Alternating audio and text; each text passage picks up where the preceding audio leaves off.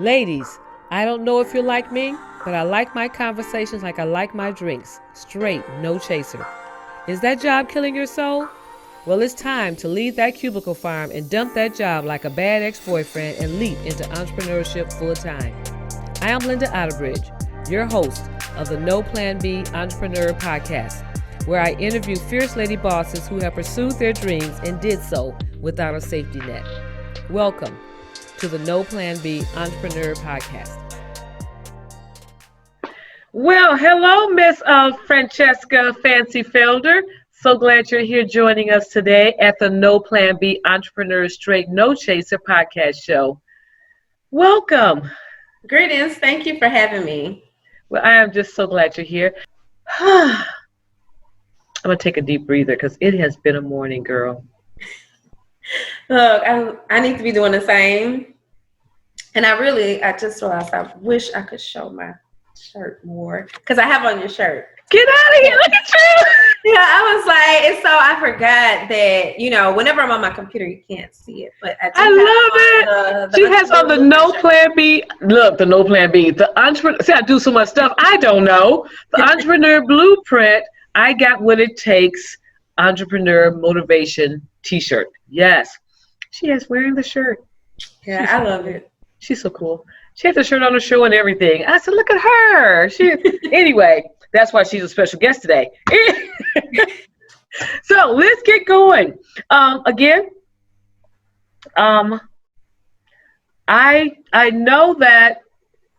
know you from the SwagHer Magazine. I see you have your branding in the back. I learned about SwagHer Magazine like 2 years ago.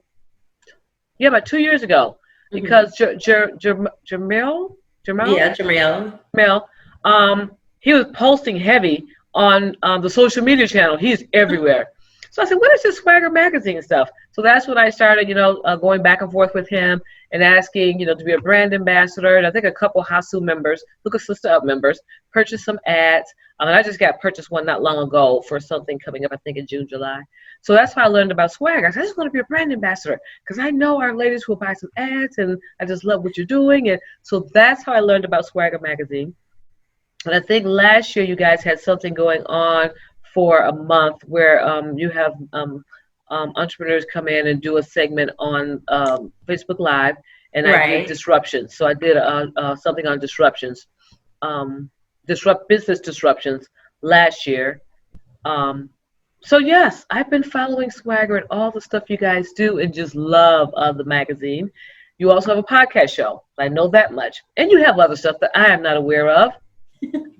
So welcome, and please give us your full bio because I can't wait to learn about you, Francheska. Okay. Look, we probably don't have enough time for the full bio, but I guess the scheme of things is I am Francheska Felder. I do go by Fancy, and I am the award-winning editor-in-chief and publisher of SwagHer Magazine, which is an empowerment and lifestyle publication for the Black community. Initially, we started out more so as a magazine for Black women, but then we began to also include more content for the Black man, especially, and it's crazy really when I'm looking at things because I was like, that was only 4 years ago when Alton Sterling and Philando Castile were murdered. And then that's when I was like, what else could we do? And all I really had to offer was, just more inspirational and just how-to type of stuff for Black men. So that's when we began to include stuff for men as well. So oftentimes I think people still just instantly think Black women, and that's when we begin to also incorporate, like even with the banner back here, it only has that fuchsia, but we begin to incorporate like that teal color into our brand. And some people probably like, well, where is all this going? But I'm just saying, because I want people to know, like, men are welcome, and it's just been crazy because even this year, just as I look at, our Instagram following, now we finally see men there. It has happened. The change has happened. 4 years to really get on our page and paying attention to what we're posting and so on. And then to see them leave their comments or tag other people. I'm like, yes, but I will shout out just Jeff 13 because that was one man. I don't even know how he found us so many years ago, but he was just like always there. But Love it. so then with the magazine itself, the type of content that we provide is everything basically from lifestyle and health to especially mental health. And then of course we include a lot of business and career stuff. Initially it was more so entrepreneurship, but now we do have a correspondent that's really big on like career readiness. So we also have a really big career section because we don't want to leave out those people that are still employed. Right. And then, we have parenting. So we have some of everything. A lot of times people try to make it be, oh, well, what is it? But I'm like, it's everything. It's Black culture, And then aside from the magazine, last year we launched the Theories and Thoughts podcast, which is co-hosted with Anya T.M. Davis. And it's basically like Anya's tag is her world in theory, my world in theory. That's her tag. But I've always tagged my stuff Fancy Thoughts. And really that was kind of like my way of leaving a digital footprint online, because I have been doing this for almost 10 years now. And it has really been a struggle. That's it? Yeah. And so it's actually gonna be 10 years next month. So like the fact that it's taken me this long to get this far, nobody can ever say, oh, she just got there, because you can check online. If you search Fancy Thoughts, you're gonna just see like thousands of posts, just me and how my life has just transformed over the years. Because when I started the magazine initially, I was just like, I was kind of like a part of a sales consultant team. And all the women on the team, they had other businesses, but they were like, these were the first Black women I had ever met. Like, I'm not originally from Baton Rouge. I'm originally from Macomb, Mississippi. So there, I hadn't ever met any other Black women like that had their own businesses outside of like hairstylists, really, or maybe a boutique, and that was even few. So to come here to Baton Rouge and meet these women that seemed so successful, and I wanted that, and I had to come here. Because I thought I had just got out of community college and I thought I was getting this good marketing job. This was in 2008 now. And the job was like, y'all know the economy had just, we were going through a recession. Horrible in 2008. And I'm trying to drive from Baton Rouge to other cities, as far as Lake Charles. I know Lake Charles, Lafayette. I'm on another phone line. And I started doing that to kind of supplement my income, but I began stripping at the same time because I had moved here and I had even moved my kids here. So I was really trying to, just get it stable. And in the midst of that, it's just like things just got so crazy, but the women were I was still really moved by them. And they just tell me these stories, because I used to be like the negative Nancy. You know what I mean? No, not you. Honestly, I really had to really grow out of it because, I didn't have anything. And it was just like my life was a mess. And I just won, but the thing was, they would tell me these stories about, like everybody has gone through what you've gone through, we weren't always here. And the thing also, I oftentimes have to look at with these women, they were much older than me, I was only 23, 25, young. Right. But so when they were saying that though, I still didn't grasp the concept of what they're saying is, a lot of them had already went into careers. A lot of them had went into corporate America. Here I was just fresh out of community college. Like I haven't even arrived. I didn't get that. It still took me so many years to get that, but I had always kind of been a leader within whatever organization I was in. Right. So, and I always tried to take things, just like whatever knowledge. I looked at the systems and how people did things. And initially I wanted to go into PR, but I didn't really know anyone, I couldn't really get any clients. And people would tell me, and I don't know why, but they'd always be like, well, once you go interview, and I'm like, I want to represent them. I don't want to interview them, but that's what I did. Right. And I don't know, especially since you're from Baton Rouge, do you remember that song, Uh-Oh by Dirty? Like, everybody's so crazy. Keep singing it. I know. It'll come to me. Uh-oh, but it was like a club song, right? But so I met Dirty in the club, right? Oh, I know. See, my daughter worked at Shot Girl in New Orleans. So I used to come visit a lot. Okay, so and he used to tell me like, you don't need to be doing this. I wanted to do club promotions in PR, and he was like, you don't need to do this. But so they kind of would put me on to different people to interview, and the magazine basically just came about one day. I was literally about to be getting evicted, and I was on the phone with one of my team leads, and she was like, well, what is it that you want to do? Like, I remember the exact street I was on and everything. And I was like, well, I think I want to own a magazine. And, you know, she was like, well, do it then. And I just kind of took it from there. So that's why I often say, like, when you say, I don't exactly know how you mean no plan B, but I did really like have no plan B. I did start going to Southern.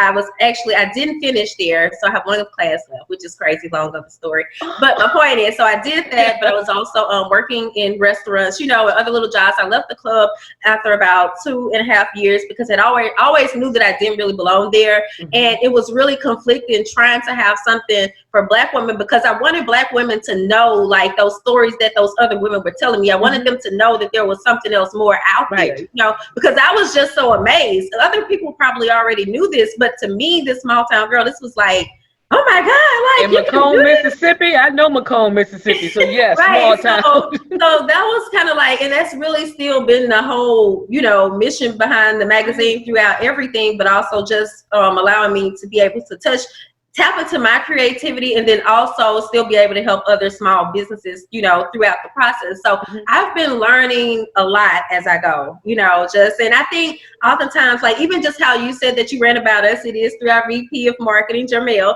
but just people kind of get to know us, you know, and they see that even oftentimes, like, I'm not gonna lie, sometimes we don't get the issues out in time, you know, that still has been a struggle, but they also can kind of see, like, hey, you know, I still see them doing this, or I still see them doing that. Like, we're not the best, but that is the goal. I mean, I still see us going much bigger than this. So I'm just thankful for how far we've come, though. I'm just amazed because, again, I'm just learning about SwagHer Magazine. But when you said 10, it's just the timeline of which all this has happened. Not just the magazine, but the timeline of Fancy. The timeline of all the things where you started. You mentioned Macomb. I know it because I just go through Macomb. I used to drive back and forth home, and I know, you know, coming through there. But it's just, you just gave a full timeline of how you got here, and I didn't expect that. I wanted to find out, though, because I'm thinking, how did you just start a magazine? How do you just start a magazine? How do you, and before, I don't think you were the face. You were the face, but I don't recall seeing, like, who owns a magazine? So it's like you're coming out just recently with the podcast. Yeah. I see you more, but I didn't see you like 2 years. I don't know, maybe I just want to look in the right place. No, you probably didn't, because really, like I said, it has been an uphill battle. You know, there's been so many times that I've been homeless just trying to do this. So like, we were still pushing, even though, you know, like, and I made a post this other day, like, I might have been in my car, I might have been standing in the extended stay, you know, there's no telling where I may have been. I might have been traveling to California, like, at one point, and I left that part out, but in 2014, that was kind of like more so the shifting point, because I moved to Atlanta, but I moved to Atlanta just for the moment, packed up all my stuff. Again, I had to leave my kids behind, which really did cause a really big rift between us. So like, I've been having to repair my relationship with them throughout this time as well, you know, now that I've been back. But it's just, so I was there for 2 years, but those 2 years, I will say, that got us, you know, people be like, that's Black Mecca, don't move here, it's full. Luckily, I got in during that time, kind of before they just got it up, but it was still like, and I wasn't prepared for it. That's why I'm not still there. So I jumped ahead of myself, you know, and it was just a much faster pace of life. Like, I had to even grow to even learn that that's what the case was, you know. But at the same time, it was a learning experience, and we did, you know, I do see the benefits of it. Right. So listeners, if you jump off of here now, I don't know what to tell you, because she has started this show that you do not want to jump off, because you want to hear the rest. Because I'm now more curious because of all that. I just can't imagine. And you're right. When I say no plan B entrepreneur, that's what I'm talking about. I'm talking about the fierceness of just saying, I'm going to do this. This is what I am. I'm sacrificing all else. Yeah. This is going to happen. The sacrifices that you have made and all the growth and everything you just said, that you are a true no plan B entrepreneur. When you said, forget no, I don't have a C, D, E, or F. Nope, I don't have I have nothing. This is my only plan. This is what I'm going for, and all else be damned. This is going to happen kind of thing. Because the minute you said, I could have been posted from my car. I was homeless. I was here. I could have been anywhere. That's when this is going to happen. So that it gives me, your transparency is crazy. For one, you share so much just in the first part of this interview. I haven't even got the rest of the question. We could end it right here, but not going to do that because I know you have so much. That's the thing, because that's what I often would run into, but also there was still always something harder for me, something more that I didn't connect. So I might overshare, but that's just to make sure. Oh, no, that's what I want to hear. And that's what I think listeners want to hear, because this is what happens. What happens is we see people, like you were talking about those women, we see people at that level. They've arrived. They've gotten at that level. So then we start looking at our life like, our life sucks. We're never going to do that, because we see them performing at a level that's so crazy, we can't imagine getting there for one. So we have to take baby steps. We got to just take little bits and pieces at a time and get there, which means time, patience, sacrifice. All that has to happen. Right. You're not going to just jump there when you see them doing it and think, okay, I'm going to start a magazine. I'm going to be just like them 2 years from now, because you can't, you just think it's going to happen in 2 for some strange reason. So that's why I say true entrepreneurs have to be patient. That's the main thing. Resilient, because you're going to get some knockdowns, some scrapes, some scars, and all that stuff, and you get back up and keep moving. So all that stuff you have to be. So that's why when listeners come on this show, I don't want them to get the impression that women coming on here are going to tell them it's easy. Nope. You want both sides. You want to say, well, this is what I had to do. This is what I went through to get here. And you also say, you want to give some advice on, what you would recommend that they do.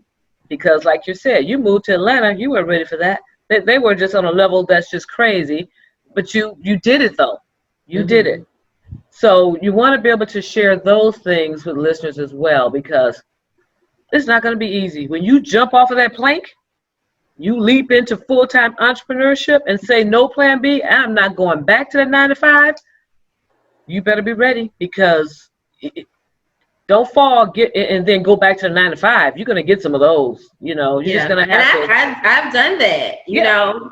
And it's okay to do, but the ultimate goal is to get back to whatever that main thing is. Right. Main thing is, you keep your focus on that part.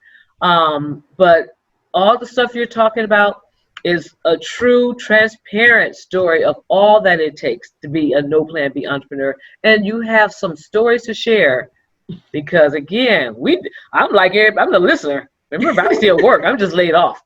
So I was too afraid to do what you've done. All that stuff you talked about, I am 55 years old. That ain't happening right now in my life. I have to have something more like, so all the stuff you talked about starting to get here, that's the stuff, because people are on here at different points and different levels of their journey into full-time entrepreneurship. Right. But they see Fancy, SwagHer Magazine, she's doing a podcast show, she's doing all these things, and I want to be like her. I'm going to start a magazine tomorrow. Oh, are you? Really? Well, let me tell you, you're going to miss some deadlines, you're going to miss this, you got to get your team together. It's just so much going into it, I can only imagine. So, anything else you want to share? Show ain't over. I'm just saying, we're still on the beginning part. No, I'm good. we still learning about you. You sure? No, but I always say the magazine is a big reflection of me, so because I did really write so much of it, like, for years. We just got to the point of, like, really consistent writers and stuff like that. So yeah. Are you serious? Yes. I didn't. Even the print issues, because we have the website, and then the stuff that's on the website, that's different content than what's in print. So I used to write, like, yeah. That's right. You wanted to be a PR. You said you wanted to go into PR and marketing. Here you go. Yeah. I didn't know that you were doing all the. Yeah. That's why you didn't see me.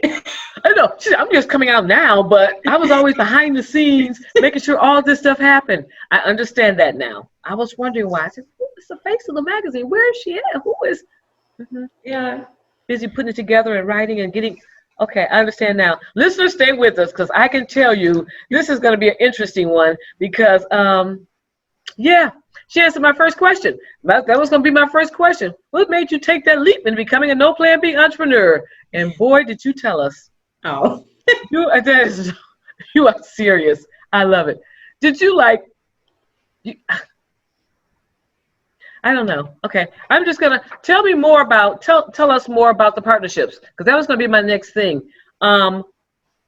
Business and partnerships, because I find that sometimes entrepreneurs who want to do their own thing, full-time entrepreneur, no plan B, whatever you want to call it, they try to be the begin all end all, and you just touched on a little bit by you having to write and you do all the background stuff because when you start a business, you are the CEO, CFO, you everything, just to get it off the ground.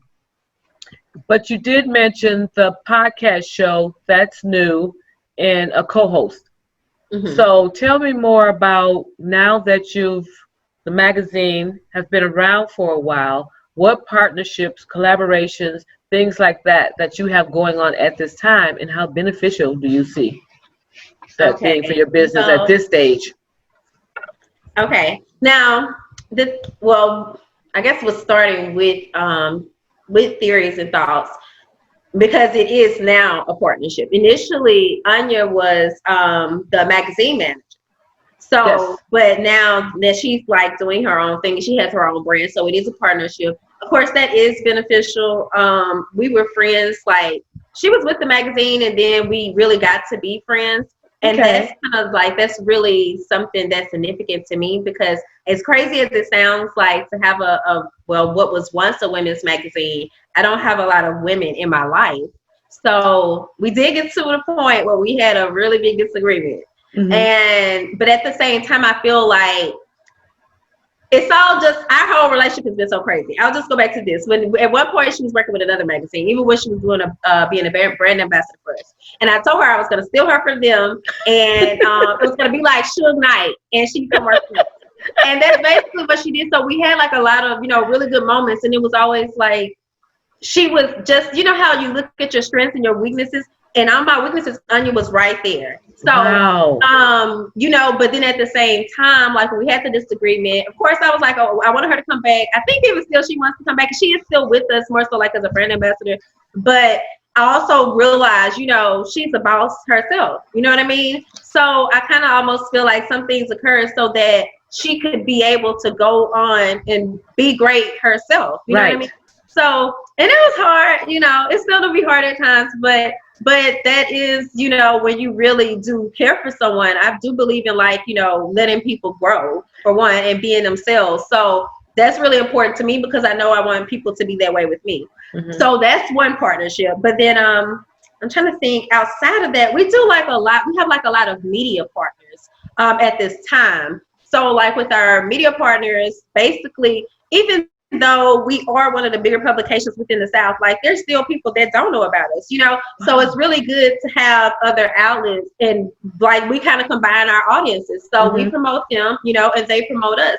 And then we have clients within the magazine. So they also do some of our client interviews. So that also helps us to be able to get our clients more placement, outside of just us. So now it's not just you were in SwagHer Magazine, but you were also in this or on that, that show. Right. So that's one of our bigger partnerships. And then of course, even with our I'm sorry. Look, let me get a sip of water. Oh, get your water. But also with our media correspondents, and they're kind of like everyone works remotely. I just hired a magazine manager that is actually here in Baton Rouge, but everybody else is in other places. Mm-hmm. And oftentimes, I do realize that we grow with the more people that we bring along with us. Right. The further our reach, we're forming that line and linking and connecting. So with the media correspondents, they all have their own brains. you know, everybody has something else that they're doing, but we're just still kind of like assisting each other. I guess it's almost kind of like how people have those engagement pods or something. It's kind of similar to that, but we do, of course, offer more benefits because we're putting you on our platform right now. Exactly. We're like 43,000 on Instagram, and then oh wow, we transfer all of that over to the website. So it's all, you know, just tying that's together. huge. Yeah, and I just saw, I know like one of our correspondents, I just saw an increase in like her speaking engagements and so on, you know, because she was really always on there. People started thinking, I think maybe that she owned the magazine. I know, you're like, wait a minute. Yeah, they were always seeing her, you know, but that's good though. You know, I don't mind that. Like, I'm just not one of those people because I think life has humbled me enough that, you know, anytime I can help somebody, I will. We really try to follow through on whatever it is that we say that we're going to do. Right. So that's kind of like, and that's a big thing in partnerships, you know, because oftentimes I've had so many people come and like just take, you know what I mean? Never try to do anything to you know back. That will happen. Right. It's so many people that I've met in their starting stages, I believe, that I interviewed years ago, you know, and now I'm seeing them and I'm like, you know what? And it just really hit me like, that's what you did though. You interviewed them in the starting stages and a lot of them didn't reach back. And I used to be really bitter about it. I'm not gonna lie. And then I was just like, you know, just don't do the same thing. Because of course, for a moment, you almost want to be like, well, that's how I'm gonna be. No, don't do No, you don't want to do that. Right. Like, don't do that. You know what it's like. I always try to do everything. I always just try to, I'm a big believer of treating people how I like to be treated. I love even it. at times when it might not seem like, if that's from a business standpoint, I'm human and I'm just like, but I know what that's like. I can't just turn my back on people or situations like that. That's just not me. And I see it. I see it in your spirit. Everything is just, and not that I'm a reader, because most people are like, you're a seer. No, but I know genuine, true people versus people who are, I know the difference.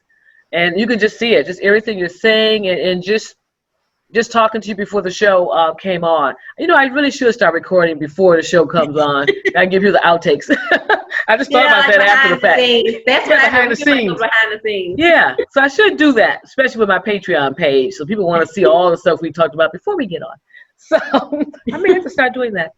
But yes, I can see that. So yeah, you have that help people, empower people because of the way your life, the trajectory in which your life you've taken in your life. So I can imagine and see that. I mean, I can see that you are that reach a hand back to help someone else, give, help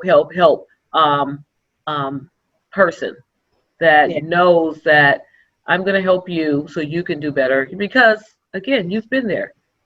But with that comes that part that you know sometimes everyone's not like you, that giving spirit and helpful, and they'll just take as long as you keep pulling that hand to help, giving that opportunity, giving this. So that's what you do have to be mindful of, but don't change you, because those people are going to be out there. Yeah, that's why I don't. Remember, I said I don't have I have a really small circle. Like a lot of people might see me online, but as far as girl, look, my daughter told me last summer, you need to get some friends so we can go to a barbecue. Girl, stop it. So that's just how, like, and I told you, like, the team is remote. I get it. So, I get it. I'm well aware. I only have 2, maybe 3. My daughter's my best friend. We go everywhere together. My daughter's 34. My husband and her husband is like, where you going? Oh, we already know who you're talking to on the phone. Only one person talking to on the phone. You know, it's like I don't have anybody I talk to. Yeah, I don't have anyone. It's like, I don't know. We just go places together. We go out the house. We just go for coffee, chat, and you know, why do you gotta talk 18 times a day? Because when stuff come up, we just call each other and tell them. That actually kind of sounds like me and my brother, though, because I realized, even with he and I realized that because we grew up together, you know, we think most alike. So I think that's just like, we just have a really good relationship. I was like, we should do a podcast, because even when we're wrong, you know, or even when we're correcting the other person, it's just there's still the love there, and just, you know, the genuineness. And it's just different, because I see so many people, like, especially within the Black community, whereas we just like cut each other off, you know. siblings and so on. And I just be like, yeah. You're going to have differences. You're going to have, everything. You're not going to agree with you. That don't mean we can't work together, partnership, collab, do business with each other. Because, and this is for everyone. If you're in business, if you say the wrong thing on social media, disagree with someone's post or something, you lost a whole community. How you lose a whole community because they were connected to that person? It is just so crazy. And I'm thinking, how that makes no sense to me. Are we back in elementary school where I don't like her, therefore you can't like her? What? And I never liked it. I never liked it. It's I can't be friends with her just because you don't like her. It's doesn't make sense to me. So, but what we're saying is, it's okay to connect. It's okay to have friends because you do need that. I don't like to say friends because I don't believe in that friend thing. But in the business world, you do have to connect, collaborate, and partner. And that's why I asked that question, because I know as business owners, when you're trying to be a no plan B entrepreneur, you can't do it. It's not sustainable to do for a very long time. And I will say, I've gone through stages, and I think, again, it might even go along with, just I've been transparent about my mental health whereas I'm just kind of paranoid, to deal with people. And I'm already kind of introverted, I can say I'm kind of socially awkward when I'm outside of my house. I'm comfortable right now because I'm in my house. But if you put me somewhere else, I can speak, but it's just everything is kind of energy and moments of breath or something, But you're such a natural on your podcast shows. but so as far as just those, I had to really get over myself and over those fears and realize not everybody's gonna treat you the way you like to be treated or appreciate what you're offering or come through the way they say, but that doesn't mean that you have to think that way about everyone, because I even still meet people right now, they might be inquiring about something and we have to go through so many questions. And I'm just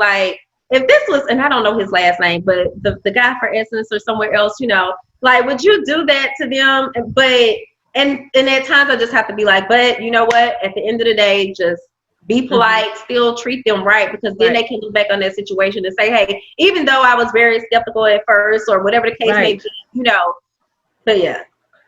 So but those partnerships are very valuable though. And I saw so many other people even during those times when I was saying, oh, I don't want to deal with anybody, but I'm looking at everybody else excel, and that's why, you know what I mean? But I'm sitting over here no, I'm doing this by myself. I'm good. I don't need y'all. But you do need other people. Oh, yes. You can do it by yourself. Like I said, you can't sustain it over a long period of time because for one, mental health is going to be the first thing go. You're going to be so drained, tired, emotionally, you're just going to be crazy because you're doing it all. And self-care is of the utmost importance for individuals running businesses. Right. You got to get your sleep. You got to eat right. You got to take vitamins. You got to do all those things, because if your mental capacity is not there, you can't run your ship. You can't steer it anywhere. It's going to be sitting right there because, again, you don't have nobody to help you get out, for one, because it's just you. And two, you just have to have your mental, everything just has to flow. So you want to make sure that you're taking care of yourself. And you can't run. I just think that, because I'm at that point now, I'm looking for a team as well, because 7 years I've been doing Hookah Sister Up, and it's just been me, one woman show. So at a point you're okay, I'm working full time and trying to run Hookah Sister Up part time. Crazy. I'm still at work. So that's why I always ask that question, about collabs, teams, partnerships, things like that. And I know at Baton Rouge, when I was there, I connected to, I think, Kim with the bookstore. Knight? Oh, Kim Knight. Yeah. Yep, connected with her. Kim was my first ever customer. Get out of here. Yeah, I love it. First t-shirt. I love it. Yep, I went to the book. They had a book event at Southern University when I came there 2 years ago, I think. And that's where I met her at. And I do the Women Who Write GR book event here. So I went there and met with a lot of authors. I still connect with a lot of them, but I met with her a couple of years ago and stay connected because what I'm doing now is, because I love to travel, anywhere I travel, I try to find the community. I try to get connected to a women entrepreneurship, African-American community. I get connected before I go, so I can try looking them up while I'm there. So when I was home, I said, okay, what's going on while I'm home visiting? And that's how I learned about that. And I went to that. So I try to make sure anywhere I go, Thailand. You just put me onto something, because remember I told you I really same travel. Thing. So now I can also incorporate this into my routine. Yes, Same thing. Went to Thailand. We found that African American. We found that Black entrepreneurship group. Went to some event that night. Went to a showing while we were there and connected with them. And now I'm connected with a couple people from Thailand because anywhere I go, I'm seeking out that. That makes sense. That's really smart, strategic. Like, so you can build your brand in all the places you go that people know about you. Like I said, because I know there's a huge women entrepreneurship group there in Baton Rouge. I've been just seeing some of the things that people are doing there. I'm like, what? They blew up here. And this was just 2 years ago. I was there. 100. Oh, the 100 Black women. Yep. Because Dr. Sharia Lane. I know her because she has flown up here twice to my book event. That's how I know her. I don't know her, but I do know the organization. Yep. But she's a part of that group. She lives in Zachary. So I know she flew up here a couple years ago to my book event, and then she came last year. So I said, what, you gonna fly up here twice for a book event? I said, girl, you must ain't got nothing to do. But anyway, a connection. Just a connection. So that's where it is very, I think it's very beneficial to have those. But yeah, keep doing what you're doing because you will see just some nuggets, just talking about it, just making sure. Let's talk about,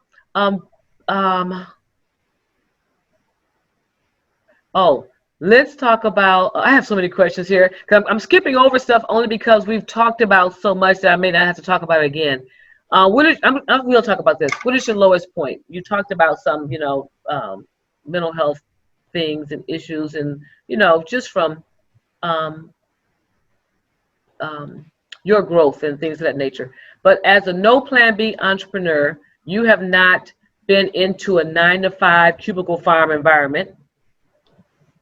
Going on 3 years now. 3 years. Wow. And it was, I don't know. So, but you're asking what was my lowest point? Yeah, what is your lowest point that might have driven you back to a 9-to-5 cubicle farm?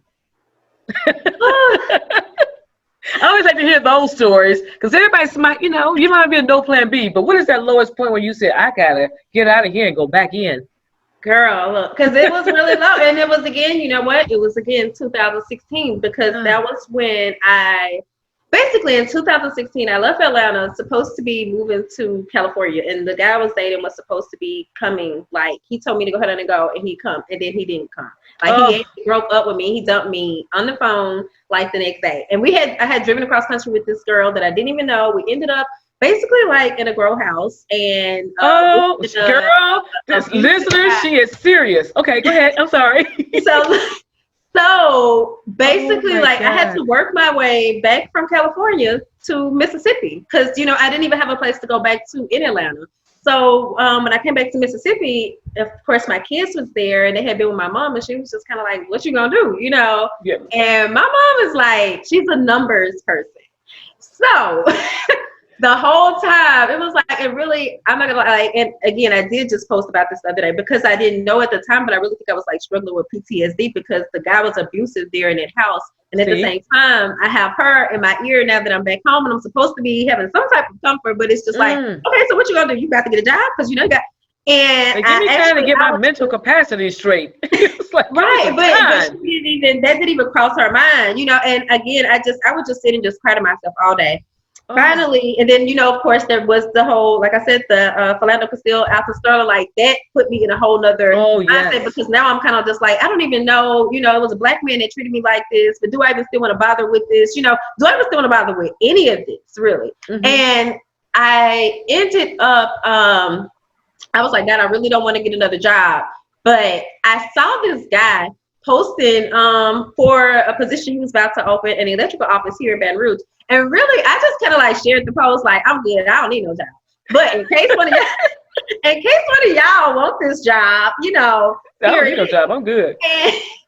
And so I ended up I got so desperate. I was like, let me just go ahead on and just see. But I even prayed on the way there. I was like, I really don't want this job. But if this is your will, then I'll take it. So I'm like, I'm not doing anything extra. I'm not going in here trying to impress him or anything. Just if you want me to get this job, then you're gonna have to basically give it to me. And that's what he did. And that's really like how I worked my way back, you know, to even having anything because I was not good. That job, that job post I shared was probably for me. I was in denial.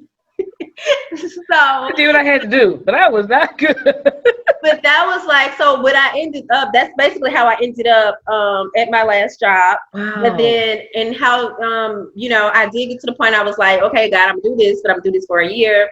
And that was just in my mind, you know, I didn't really know how things were gonna go, but it actually just ended up happening that I ended up getting like really sick. And I think it was because I had basically been working that job. I had opened up another little kind of like executive assistant business, and then I still had the magazine. So I was doing all of that, but I was really trying to prepare to move my kids again to Baton Rouge. Wow. So I ended up getting sick and going into the hospital for like a week. And then when I came back, goodness. We had just moved into a new office, but he was like, you know, due to, I guess, like his own circumstances with finances and so on, that he was going to have to let me go. At one point, the crazy thing though was the day before that, I had just been about to have to tell someone else that we're going to have to let them go. And then I come in the next day and it's like, well, I'm going to have to let you go. And so I was just like, wow. And I had just got an apartment. Like I had moved in straight from the hospital. So it was just like, yeah. So that was, and so when you said the lowest point, that was like the lowest point for me to go back and get a job. But then I think possibly my really lowest point was right after that. You know, once I lost that job and I was still just thinking, well, I could do this. And I kind of could have done it, but I really didn't know myself. That's when I really began to learn myself. And Jermel, I'm not gonna lie, Jermel was there with me throughout that whole time. You know, all of this is going on and he's still making certain that, you know, we still have some sales going in and we still getting clients and so on. And I just kind of went into like a really big depression. I ended up losing that apartment, of course. And like we stayed at my cousin's for about 4 months, you know, and then I ended up having to move back to Mississippi and I had to start back all over again, you know. And now here I am. I mean, so that's been about 2 years since that, but yeah, so it's been an ordeal. Girl, now if listeners,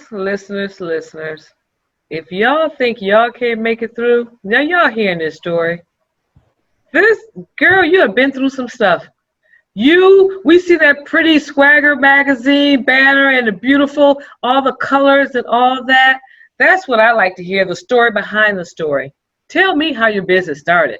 I know I can do a logo, but tell me the history of your business, all the sweat, the sweat equity. And that's how I am with my interviews too, because I just, you know, like, because that's what I wish people would have really shared with me. You know, they gave me that topping or whatever, and I want to hear the real story. But I mean, I guess at the same time, until you actually go through it and experience things firsthand, you know, firsthand always teaches us best. But just some type of forewarning would be nice. You know what I mean? Because otherwise, you're just thinking, oh, we're just supposed to have those little small hiccups, not those big bumps in the road. Because nobody talk about your personal life. Nobody talk about your kids, your husband, your family, your parents. Right. The bills can't get paid. What you gonna do for that? Nobody talk about that.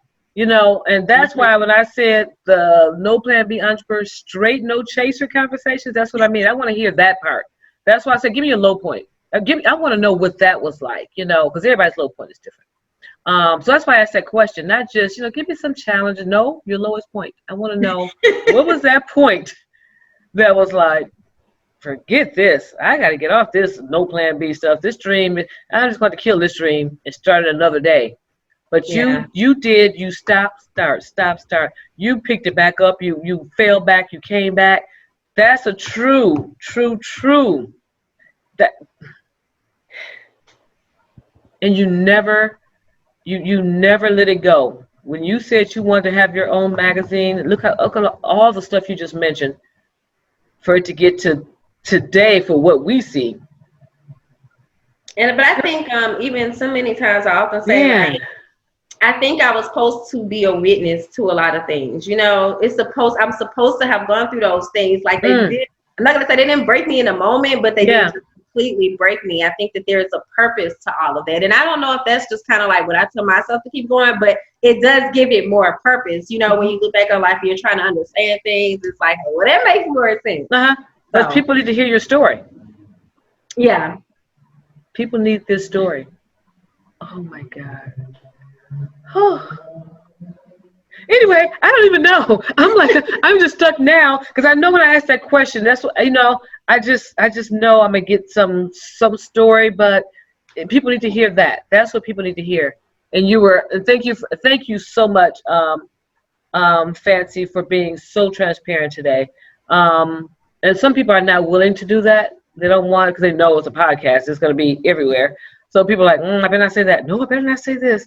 And then they'll play it back. You'll hear. You're like, did I say all that? You get caught up in the moment. But know, you're telling this because you know someone needs to hear it. I know. Yes. You know someone needs to hear that because hear your story. Because people are going through all kinds of things and they're putting their dreams on hold and they're just dropping them off, forgetting about it because they're thinking, I can't do it. I just can't do it. I had too much going on in my life. What? You had all that going on in your life and you still came back to that's what you wanted and that's what you made happen. So that's the story that people need to hear, that you just got to stick to it. As my husband said, you got to have a stick-to-itiveness. So, just making up a word. But yes, you got that stick-to-itiveness. So thanks for your transparency on that part. Girl, I just love your magazine now because I know the history. I like to know the stories. I tell you, I like the story behind the story. I don't even have to ask you to give advice to well, I'm going to ask you that later. But I think I better ask you this now. What one piece of advice that you would give to a future no plan B entrepreneur and what's next for you? I want to hear where this magazine is going.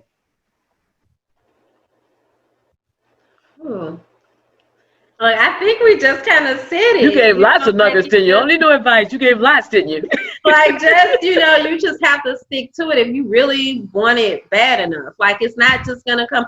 There are some exceptions where people have overnight success, but the probability of that is very slim, especially in today's, day and age, when there are more entrepreneurs out there. So now you're having to compete a little bit more, than I even had to do when I initially started. And I still have to remember, you always have to continue to just work at it. It's always a work in progress. I don't think that you get to a certain point and then you stop, because that just means that somebody else can come, go past you. And well, I don't know. I'm ambitious, I guess you'd say, for the person that might have just wanted to just, stop at one point. But now, especially in this time as well, I think you should continue on, because now we're in this climate where we're talking about Black economics, Yes. So you don't want to just be self-employed. You want to now be able to employ others. You know what I mean?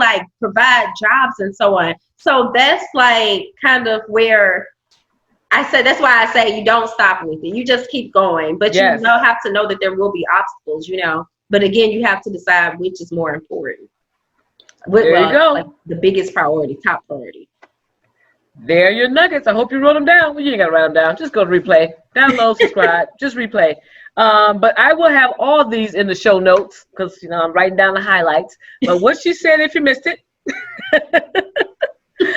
not going to come overnight. Stick to it. There can be competitors all around because that's not going to stop. So you just have to keep at it, grow your business, employ others, not just be self-employed.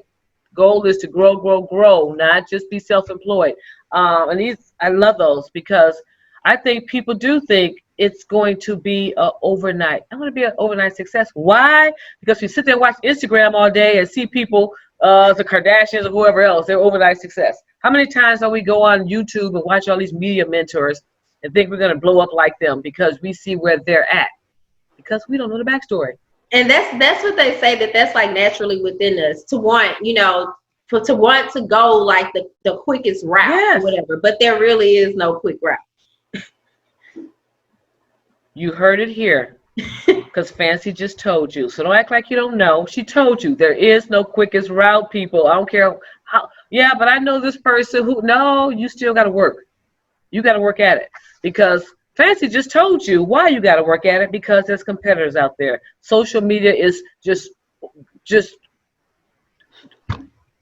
everywhere. People are everywhere on social media.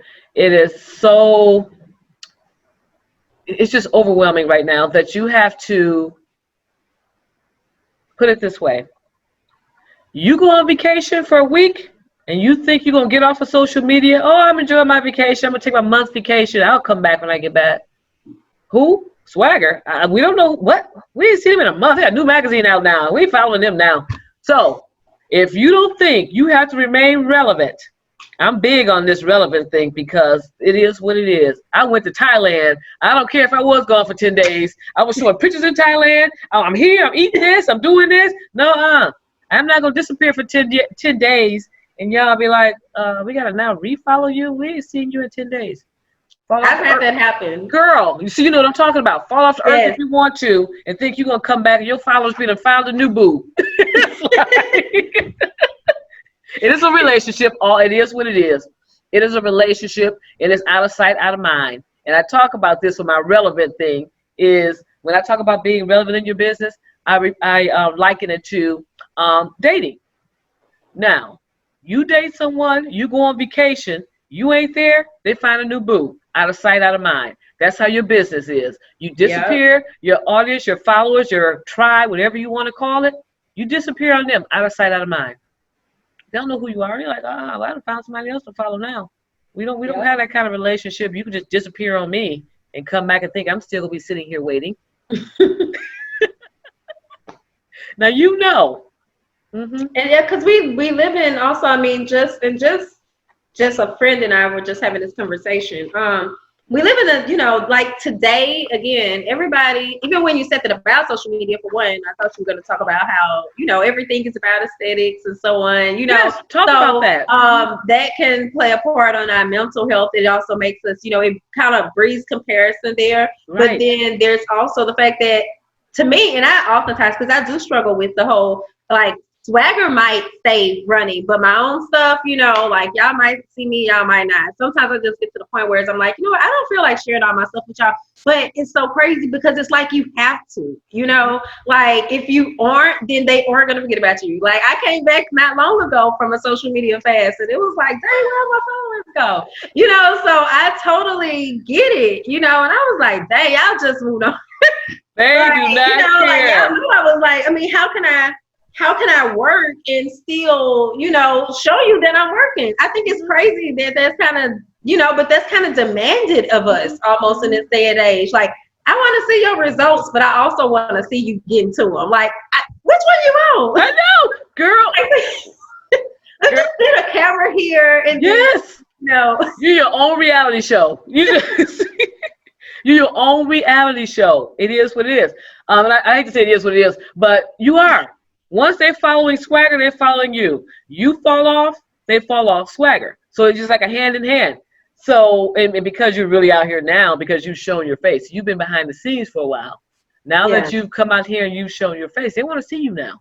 Yeah, and that's true. And people, I'm not gonna lie, that's one piece of advice that people have told me for years that I did not want to take. It wasn't that I didn't want to take it, but I was also kind of like, I had to grow into being this comfortable, you know, like it just, I don't know. I used to be, when I was younger, I actually did not, it wasn't that I couldn't talk, but I just really kind of didn't talk, you know. Wow. I would just kind of just sit to myself, and that's just like, I'm more so used to living in my head. So now I have to like articulate stuff to y'all. Like that's kind of hard. So, and it's still, and I never like taking pictures, you know. Wow. As crazy as it might seem, but, and I hate to be like that, it's but, you know, but it is kind of weird. But everything yeah, but so it has been, it's hard. It's hard to stay relevant, you know, and then also to stay relevant and not be some type of other stuff behind it, you know. Some other type of agenda, I guess you say. Girl, I keep telling my ladies over and over again, Fridays is our go live day. I hit that, I say, okay. Who's going live today? I'm trying to make everybody go live because I'm telling them, I said, you people got to see you. Go live. So every Friday. So I said, okay, let's see. I think one time I said, okay, if they don't see you, they don't know you. You're in business. They don't know the face of your business. So I use that to get people to at least show people who behind the scenes kind of thing. Because go ahead. Well, I was going to say that's also kind of how Theories and Thoughts kind of came about, you know, to give me more of a voice. So, and also just because I know a lot of people don't read, you know, I used to write a lot, but people don't read a lot. And we actually, just a little side note, because the website used to be way bigger. Like we lost almost 5,000 blogs in 2018 as well, right at the beginning of the year. and we had to start again, you know. Oh my goodness. So a lot of my work is just gone because, you know, I told you I've just kind of been drifting around different computers and so on. But I say all that to say that's why we began doing Theories and Thoughts, because I wanted to be able to just, you know, like really let people see more of my personality and just really share, because I think oftentimes a lot of the interviews, I do a lot of interviews now, you know, and a lot of them are actually paid interviews. So it's not just, you know, I'm like, okay, you know, let me see. But I at times I kind of miss doing like the bigger interviews. But then at times, just after you do this so many years, you start to realize like when even like, and now you literally, you seem genuine, you know, but a lot of times you can interview a person and then after we disconnect, it's just, well, yeah, whatever. Next show. I don't even know you anymore. Like, why are you bothering? You liking my this? You know, that's how they really be acting. And so when you keep on getting that, it kind of gets to the point where it's like, you know what? We on the same level. Like one of my, I guess you kind of say mentors, one thing she first told me was stop putting people on a pedestal. It took me years. I pondered on that for years, trying to understand what she meant. And then I finally got it. Like, it's those tidbits of things like that people said to me that stood out, you know. You don't get it in the beginning, but you see it later, don't you? Yeah, so now it's just, you know, with all of that being said, I don't really like, I still do the interviews, but it's just like a difference, you know. I be very selective because I need to know that you actually value me taking the time to write all of this out, you know, if it's going to be in that format. Otherwise, it's going to be just an email because, you know, you're not, and that, because when I do my interviews, I love to hang on people's words. You know, everything that you say to me, there's a reason why you said it. There's some significance. So when I'm writing, that's like when you're talking, I'm like, you gonna say right. So like when I'm writing, I'm trying to get all of that, you know, in there. So my art can be quite lengthy, and if you're not gonna appreciate that, then I'm not gonna keep on. Like I said, it could take me days, you know, to write out a real interview. So, and then the crazy thing is, like, I've even had people be like, well, why does interview look like this? In this interview, I just gave you 10 pages. This person got 3 or 2, you know, because it's a Q&A, because you know, they actually paid me. I came to you. I thought your story was valuable enough to write it out, and theirs is in, you know, like the Q&A is going to be basically a question and an answer, you know, because it was no in between. Right. You know, I'm trying to show you, and you're asking why, and people nowadays, they don't even want you, you know, like, you see how we're talking right now, but when it's wrote out, they want to be correct English. Everything is just like, you don't talk like that. But see, that's just me. I love the rawness of people. See, that's like, me. My husband's like, why you be saying y'all? I said, because that's how I talk. Right. You know, finna what? I said, because that's how I talk. I say finna. And I feel like when we're doing interviews, that's what people want. That's what they want to know you. They don't want, you know, what they could go read on the website. So, yeah. But that's how some people be. And so that's how you stay relevant. Right. That's why it's good to go live and stay relevant so people know your personality. My husband's a writer and an author and all that stuff, and he's up politically correct and stuff. I said, dude, that's not me. Don't write my stuff. My women are going to know that it's not me because they know I don't talk like that. I say, girl. I say, boo. I say, girl, get out of here. I say, I mean, I talk. I write how I talk. So my posts say that. Hey, what's up? What you doing? It's just like I write how I talk. All right, and people are buying into you more so than they're actually buying into whatever you're selling, you know? Like, I see people buy stuff all the time, and I be like, what? You know, like, do you even need that? But the thing is, they like that individual, you know? And that's why it is that goes back to the whole relevancy thing. So, yeah, it's a lot of work. It's all working hard. Yes, but listeners, I'm telling you, don't disappear. Out of sight, out of mind. Just remember that. It works in a relationship and it works in your business. I'm telling you, people love you one minute. You think you got loyalty, brand loyalty, whatever you want to call it. They're looking for the next new shiny thing, and social media has it. So you disappear if you want to for too long. You better work that relationship and court those. Look, court your, you know, the old days of courting. Court those followers, tribes, clients like you. Yeah. It's your birthday? Oh, okay. Happy birthday. You better do whatever you need to do. So that's your tip for today. When it comes to advice you'll give, because yeah. your new business model will be an old business model overnight, because I'm the disruption queen. That's why I talk about disruption. So how quick that happens.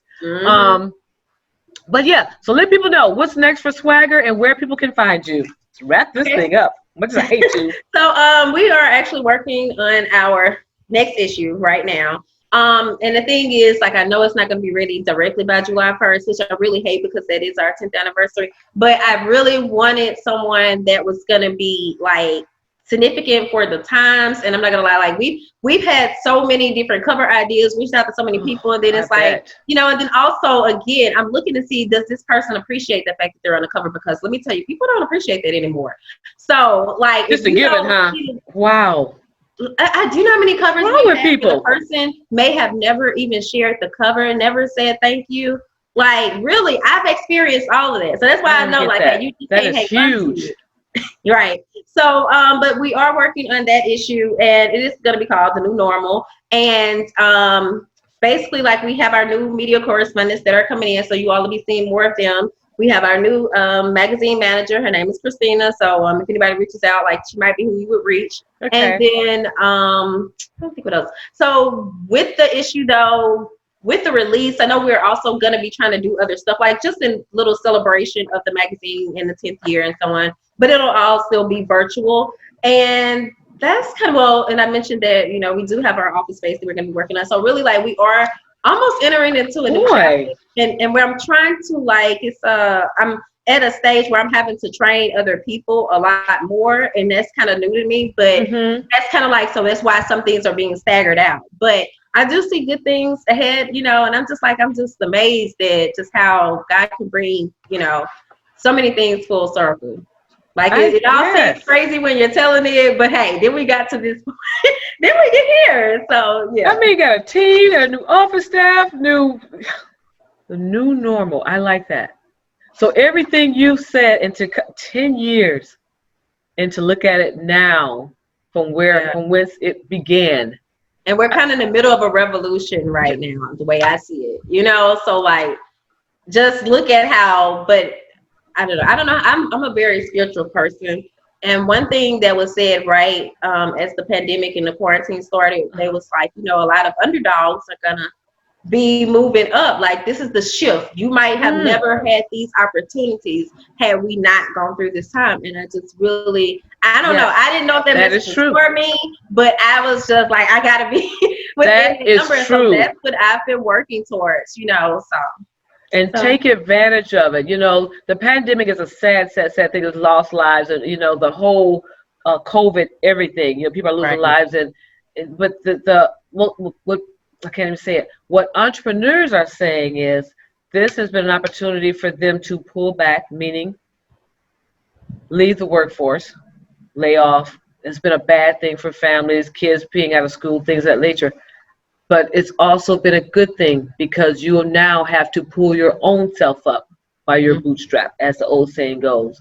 You're laid off. Now, what are you going to do while you're waiting on unemployment? Because if you don't get employment, you got to figure out how to create something. So it's been that creative movement of now I have to do something. Or it's been those people who already had that dream of doing something, and now they have the time to do it. Right.